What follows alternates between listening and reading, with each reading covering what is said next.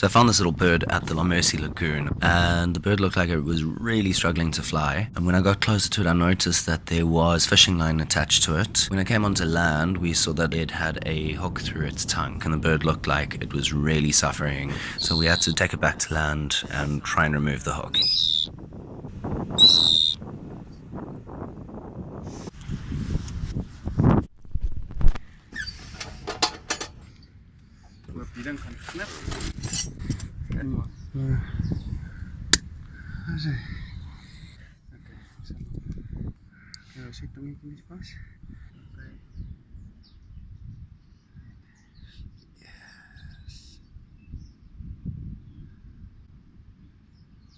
Yeah. That's it.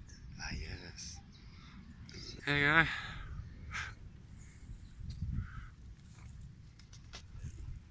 Yeah. That's better.